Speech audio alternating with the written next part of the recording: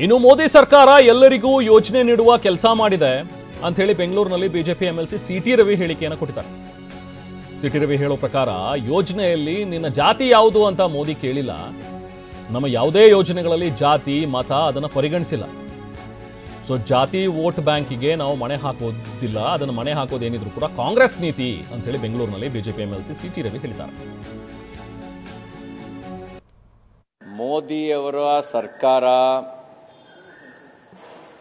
ಸಬ್ಕಾ ಸಾಥ್ ಸಬ್ಕಾ ವಿಕಾಸ್ ಸಬ್ಕಾ ವಿಶ್ವಾಸ್ ಈ ಒಂದು ಮಂತ್ರ ಅದರ ಮೂಲಕನೇ ಎಲ್ಲರಿಗೂ ಕೊಡುವ ಕೆಲಸವನ್ನು ಮಾಡಿದೆ.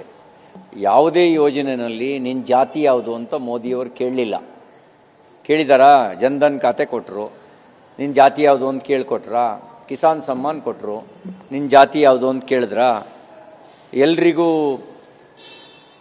ಅಕ್ಕಿ ಕೊಡ್ತಾ ಇದ್ದಾರೆ, ನಿನ್ನ ಜಾತಿ ಯಾವುದು ಅಂತ ಕೇಳಿದ್ರಾ? ಜಾತಿ ಕೇಳೋದು,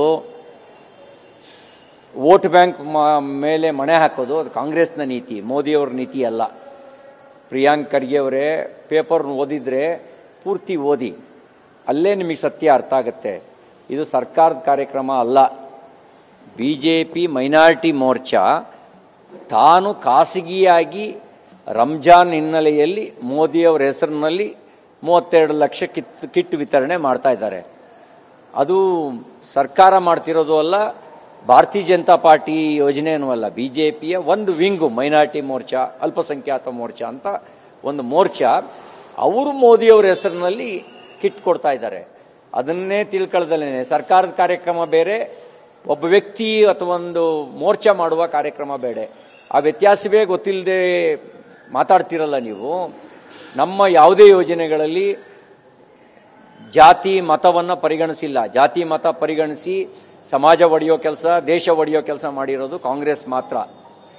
ನಮ್ಮ ಯಾವ ಯೋಜನೆಯಲ್ಲೂ, ಬಿ ಜೆ ಪಿ ಸರ್ಕಾರದ ಯಾವ ಯೋಜನೆಯಲ್ಲೂ ನಿನ್ನ ಜಾತಿ ಅಂತ ಏನು ಅಂತ ಕೇಳ್ದಲೇ ಅವರಿಗೆ ಸೌಲಭ್ಯ ಕಲ್ಪಿಸಿದ್ದೇವೆ. ಎಲ್ಲ ಜಾತಿಯವರಿಗೂ ಸೌಲಭ್ಯ ಕಲ್ಪಿಸಿದ್ದೇವೆ.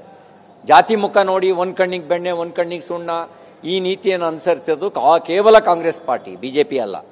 ಮೋದಿಯವರ ಸರ್ಕಾರ ರವಿ ಅವರ ಮಾತುಗಳು, ಇದು ಸರ್ಕಾರದ ಕಾರ್ಯಕ್ರಮ ಅಲ್ಲ, ಇದು ಬಿಜೆಪಿ ಅಲ್ಪಸಂಖ್ಯಾತ ಮೋರ್ಚಾದಿಂದ ಮಾಡಿರುವಂತಹ ಒಂದು ಕಾರ್ಯಕ್ರಮ ಅನ್ನುವಂಥ ಒಂದು ಸ್ಪಷ್ಟನೆಯನ್ನು ಅವರು ಕೊಟ್ಟಿದ್ದಾರೆ.